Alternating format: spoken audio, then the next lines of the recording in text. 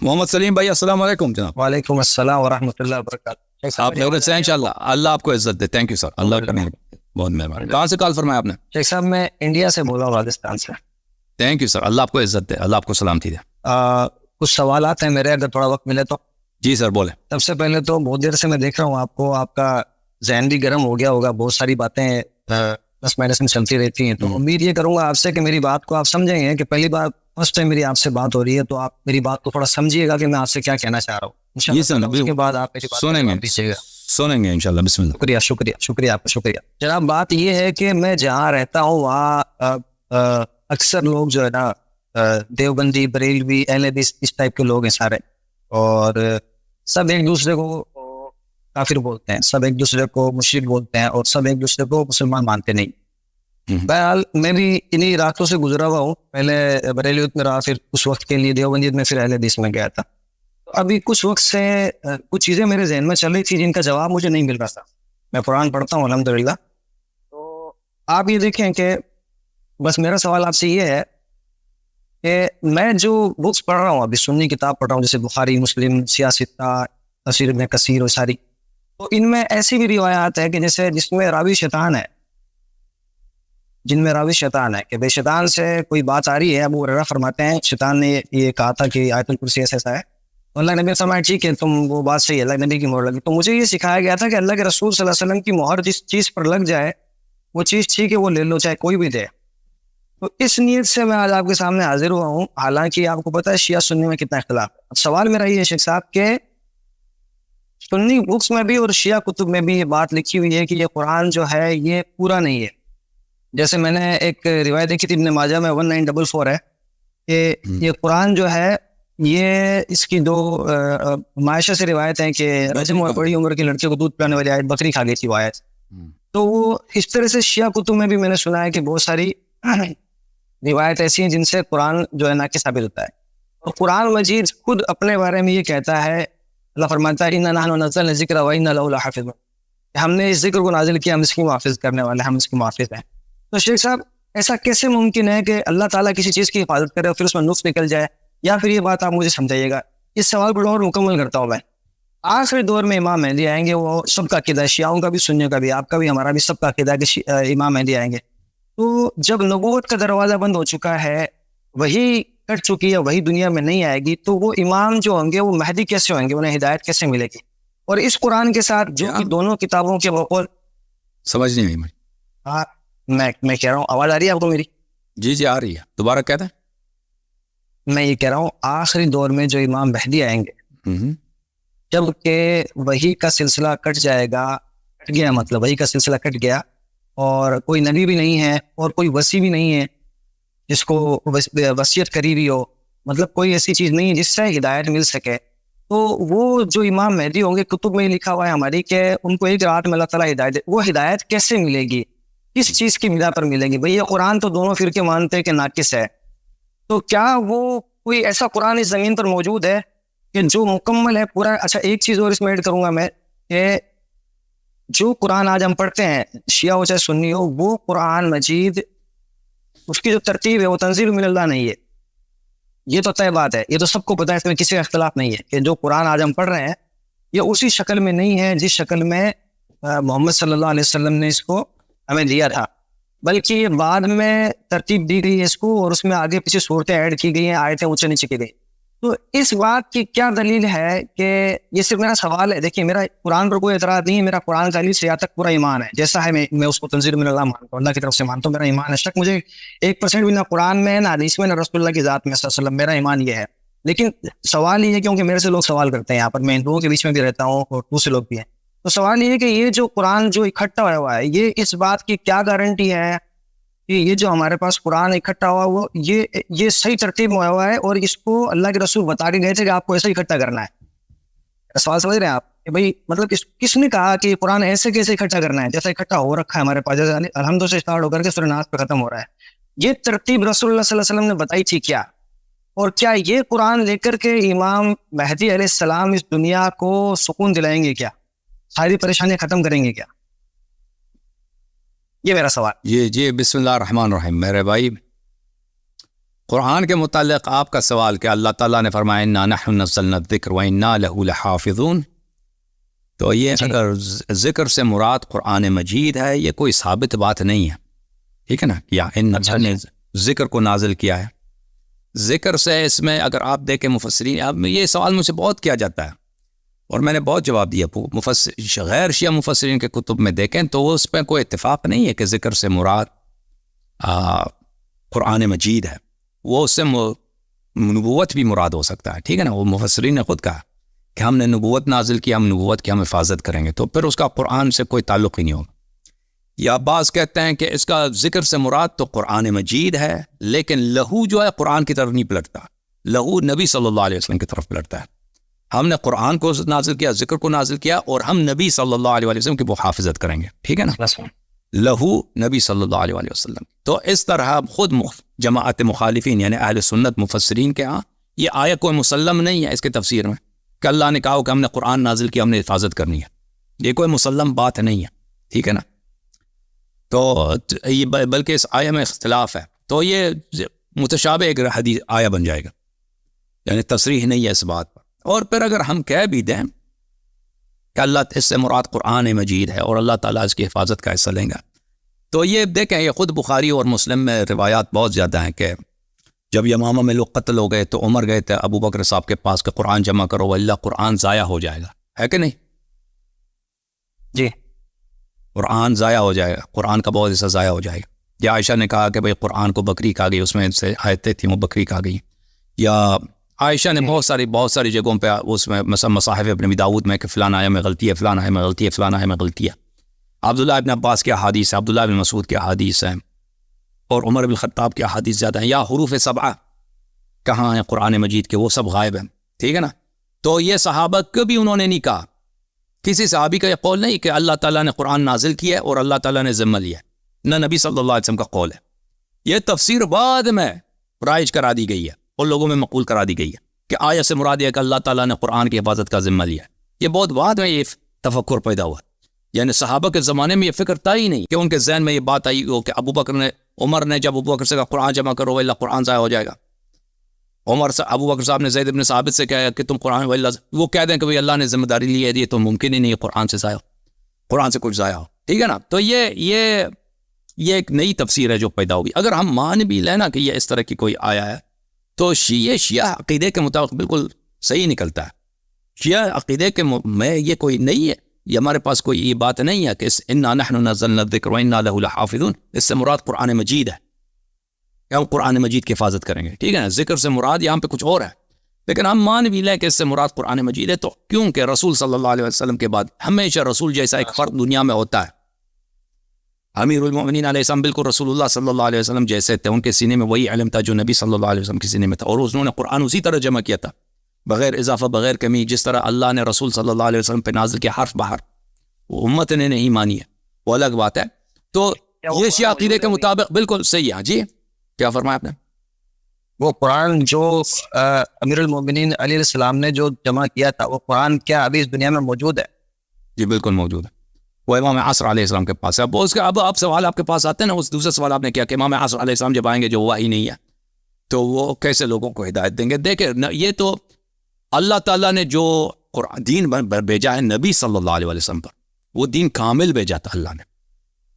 جو لوگوں نے سیکھا ہے وہ انہوں نے اپنی ظرف کے مطابق سیکھا ہے۔ سمجھ میں آ رہی نا بات آپ کو؟ نبی کا علم اور صحابہ کا علم ایک جیسا نہیں ہے، آپ سن رہے نا بات کو؟ جو علم جو معرفت اللہ نے نبی صلی اللہ علیہ وسلم کو دی ہے، جو نور وہ نبی صلی اللہ علیہ وسلم کے پاس ہے، وہ صحابہ کا ان کا قیاس ہی نہیں ہے۔ جو دین اللہ نے نبی صلی اللہ علیہ وسلم پہ نازل کیا تھا وہ بالکل کامل ہے، اس میں کسی قسم کا کمی کاسی نہیں، قیامت تک کے لیے کافی ہے، اور قیامت تک کسی دوسرے شریعت کی ضرورت نہیں ہے۔ لیکن جو صحابہ نے سیکھا، ہر صحابی نے اپنے ظرف کے مطابق سیکھا ہے، ٹھیک ہے نا، اس نے سب باتیں نہیں سیکھی ہے۔ اور جو پھر صحابہ نے نقل، صحابہ سے جو منقول ہے ہمارے پاس، وہ جو صحابہ سب کچھ دیکھا انہوں نے نقل نہیں کیا، ٹھیک ہے نا۔ صحابہ نے مثلا ابو بکر صاحب ہیں، وہ اتنے عرصے نبی صلی اللہ علیہ وسلم کو دیکھتے رہے، یا عمر صاحب ہیں، یا عثمان ہیں، یا عائشہ ہیں، 20 سال 15 سال جتنا بھی ہے، اس میں تو انسان بہت ساری مطالب کو دیکھتا ہے، افعال میں، اقوال میں، صحیح ہے نا۔ وہ سب باتیں انہوں نے نقل تو نہیں کیا. سمجھ میں آ رہی نا بات آپ کو؟ اور دوسرے صحابہ کا بھی یہی ہے, دوسرے صحابہ کا بھی یہی ہے اس طرح, اور صحابہ کا بالکل کبھی نہیں پروگرام. اس لیے یہ چیز پوچھ رہا تھا میں آپ سے, کیونکہ جیسا کہ پوری دنیا میں ہم دیکھ رہے ہیں کہ نہ تو مسلمان کسی بھی خطے میں سکون سے ہیں اور ایون غیر مسلم بھی نہیں ہے, جبکہ قرآن مجید کے اندر بار بار اللہ رب العالمین بشارت دے رہا ہے, جیسے سورہ نور میں بھی بشارت. آپ سن لیں, آپ میری بات سن لیں پلیز, پھر سوال اگلا سوال کر لینا آپ. دیکھیں صحابہ نے عرض یہ ہے کہ صحابہ نے سب کچھ نبی صلی اللہ علیہ وسلم سے نہیں سیکھا, پہلی بات یہ ہے, اور جو انہوں نے سیکھا وہ سب انہوں نے دوسروں کو منتقل نہیں کیا. انہوں نے جو بھی حدیث سنی سب کے سب کو انہوں نے نقل نہیں کیا. عرض یہ ہے, ٹھیک ہے نا, اور کیونکہ 20 سال 15 سال یا 10 سال رسول اللہ صلی اللہ علیہ وسلم بہت سارے خطبے دیے, بہت سارے کام کیے, افعال اقوال سب نقل نہیں ہوا, یہ واضح بات ہے. اور پھر صحابہ کی سیرہ میں جائیں, صحابہ کی سیرہ میں ایسا کوئی پروگرام نہیں تھا کہ انہوں نے ایسا پروگرام بنایا تھا کہ جو انہوں نے باتیں کی وہ ہم سب نقل کریں. نہیں, وہ ضرورت اگر پیش آئی تو انہوں نے نقل کی تو نقل کی, وَإِلَّا بِلَا ایسے ہی کوئی پروگرام نہیں تھا کہ ایسا کوئی کانفرنس ہو, ٹھیک ہے نا, کوئی سیمینار رکھ دیں کہ یہاں پہ احادیث نقل ہو رہے ہیں تاکہ لوگ حدیث سیکھیں تاکہ حدیث ضائع نہ ہو. اس طرح کوئی نہیں تھا.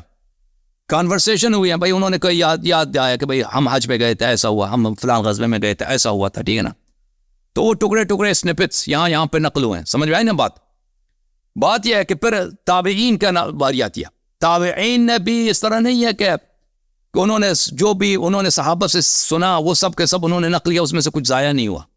سن رہے ہیں نا میرے بھائی, یا وہ جو انہوں نے نقل کیا اس میں کمی بیشی نہیں ہوئی ہے. تابعین کو تو لازمی بات ہے, تابعین کی جرح ہوتی ہے, صحابہ کو عادل مانتا ہے نا, تابعین کو تو عادل نہیں مانتے.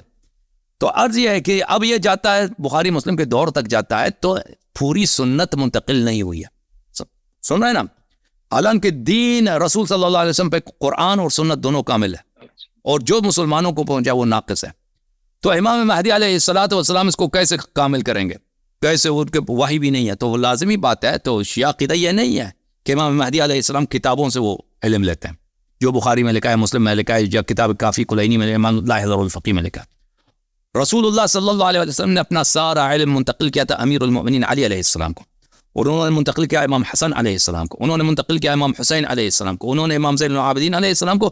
اور یہ ان کا علم رسول اللہ صلی اللہ علیہ وسلم سے ہے, یہ مسلمانوں کی کتابوں سے نہیں ہے, یہ مسند احمد سے نہیں ہے, یا کتاب کافی کلینی سے نہیں ہے. ان کا علم رسول صلی اللہ علیہ وسلم سے. اس کے علاوہ رسول اللہ صلی اللہ علیہ وآلہ وسلم نے اہل بیت طاہرین علیہم الصلاۃ والسلام کو کتابیں لکھائیں, کتابیں لکھوا دیں رسول اللہ صلی اللہ علیہ وآلہ وسلم میں. ہمارے ہاں اس کے بڑے ابواب ہیں. مثلا جو رسول اللہ صلی اللہ علیہ وسلم جب بھی قرآن نازل ہوتا تھا اس کو امیر المؤمنین علی علیہ السلام کو لکھاتے تھے, اور اس کی تفسیر بھی لکھاتے تھے. وہ امیر المؤمنین علیہ السلام رسول اللہ صلی اللہ علیہ وسلم کے زبان اقدس سے وہ لکھتے تھے, تفسیر, معنی, شان نزول سب.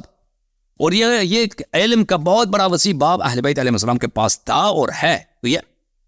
یہ ائمہ علیہم الصلوۃ والسلام کے ان کے میراث ہے. اچھا, اس کے علاوہ ملاحظہ کریں, یہ کتاب ہے الاصول من الکافی, یہاں پہ ایک پورا باب ہے, باب الصحیفہ و ذکر الجامع. الاصول من الکافی جلد نمبر 1 جزء اول, یہاں پہ ذکر الصحیفہ والجفر والجامع ومصحف فاطمہ علیہ السلام. یہاں پر کہ رسول اللہ صلی اللہ علیہ وسلم نے تمام احکام الدین, نماز کے جزئی احکام جو کبھی پیش بھی نہیں آتے وہ بھی بتا دیے. کس کو؟ سب کو نہیں, علی علیہ السلام کو انہوں نے لکھے. اور اسلام کے سب قوانین, یہاں تک کہ اگر آپ کسی کی جسم پہ ایسے خراش ڈال دیں اس کا جرمانہ کیا, وہ بھی بتا دی. اور یہ فرمایا امام جعفر صادق علیہ السلام نے فرمایا, یہ سب ہمارے پاس ہے, یہ سب ہمارے پاس ہے, اور یہ میراث امامت لوگوں کے لیے نہیں ہے, ائمہ اطہار علیہ السلام کے پاس ہے. تو امام مہدی علیہ الصلوۃ والسلام کے پاس, یعنی جو بھی علم اللہ نے, جبرائیل نے رسول اللہ صلی اللہ علیہ وسلم کو لے کے دیا ہے, وہ سب کے سب کامل ہے, کبھی اس میں کسی ایک حرف بھی کمی نہیں آئی. بلکہ اس سے میں آپ کو بڑھ کے بتاؤں, اس کتاب کافی میں ایک باب ہے کہ جو اللہ نے علوم باقیہ انبیاء پہ نازل کیے وہ بھی دنیا سے ضائع نہیں ہوئی. یعنی حضرت آدم علیہ السلام پہ جو وحی آیا, ان کو اللہ تعالیٰ سے گفتگو ہوئی, اللہ تعالیٰ نے ان پہ وحی بھیجا, شریعت بھیجا, احکام بھیجے, موعظے ہیں, حکمت ہے, ٹھیک ہے نا. شریعت جو ہے ان کی تو نسخ ہو چکی ہے, لیکن بہت ساری باتیں حقائق ہیں جو نسخ نہیں, وہ نسخ ہوتی نہیں ہیں.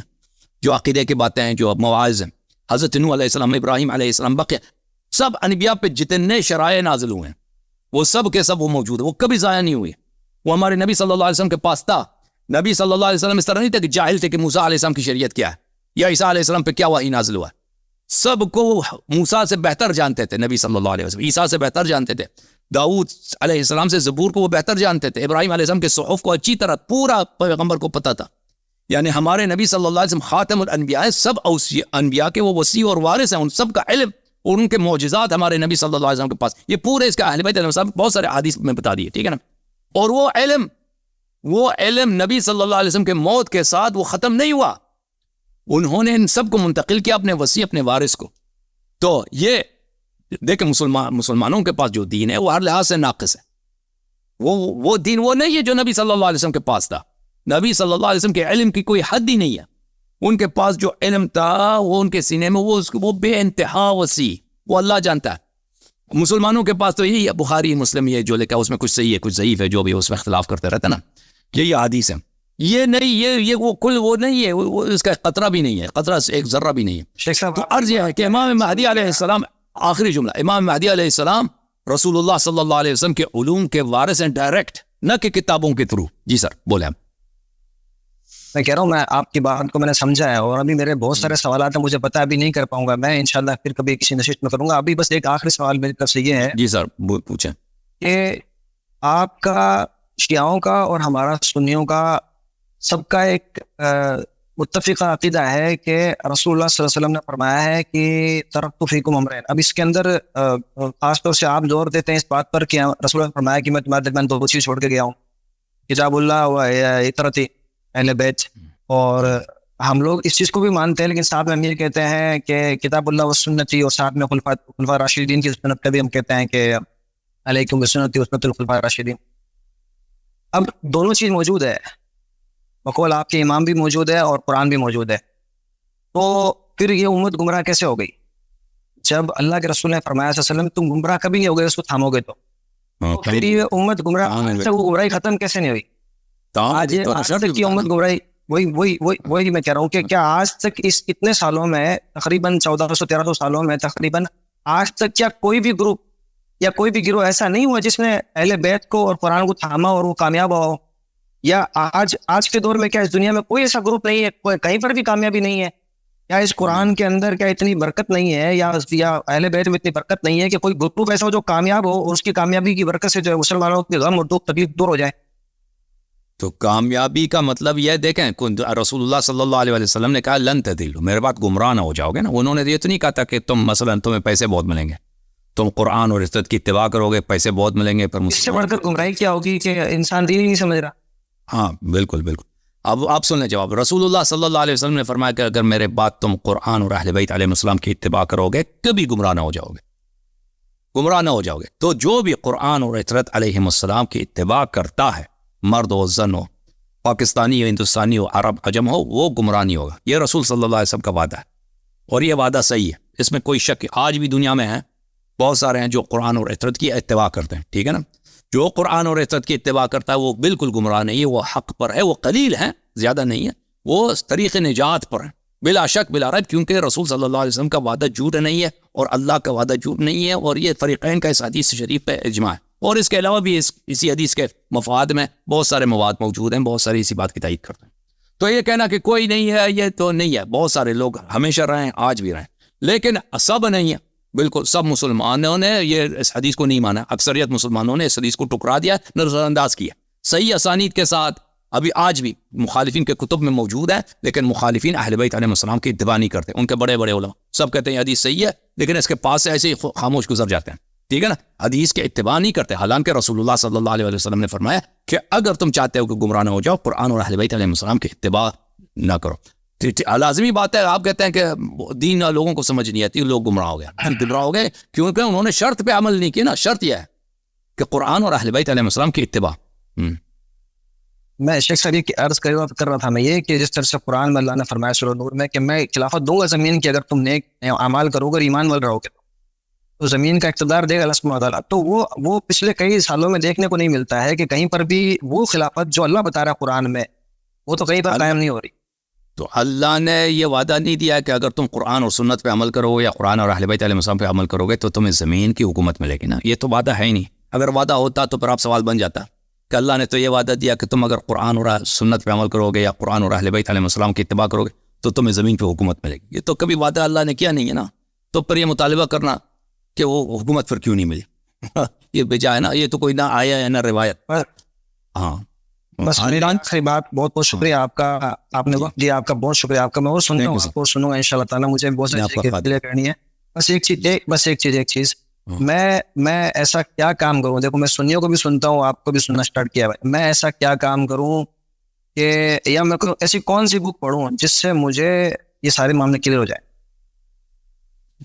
دیکھیں مجھے نہیں معلوم آپ کی مطالعہ کتنا ہے, ہر شخص کا مطالعہ مختلف ہوتا ہے نا. وہ ہم مثلا اگر آپ کتابیں جو ہیں بعض مفصل ہیں بعض مختصر ہیں, مفصل کتابوں میں جو اچھی کتابیں, مثلا کتاب الغدیر ایک اچھی کتاب ہے, اللہ آپ کو بھلا کرے. میں آپ کی خدمت میں عرض کروں کہ کتاب مفصل کتابوں میں بحار الانوار مختلف ابواب میں ایک بہترین لاجواب بے مثل کتاب ہے بحار الانوار. مفصل کتاب, مختصر کتابوں میں علامہ مجلسی رحمۃ اللہ علیہ کی کی حق الیقین اور مقدس اردبیلی کے حدیقۃ الشیعہ, یہ مختصر کتابوں میں اچھی کتاب ہے. اس سے بھی زیادہ مختصر سادہ چاہیے, پھر میں ہدایت پا گیا, تیجانی صاحب کی کتاب ہے پھر میں ہدایت, یہ بھی اچھی کتاب ہے. تو کتابیں بہت زیادہ ہیں. انشاءاللہ آپ ان کتابوں کا جو میں نے نام لیا ان کو پڑھیں, آپ کو بہت ساری باتیں سمجھ آئیں گی. بہت بہت شکریہ سر. Thank you sir. اللہ آپ کو جزائے خیر, اللہ آپ کو عزت.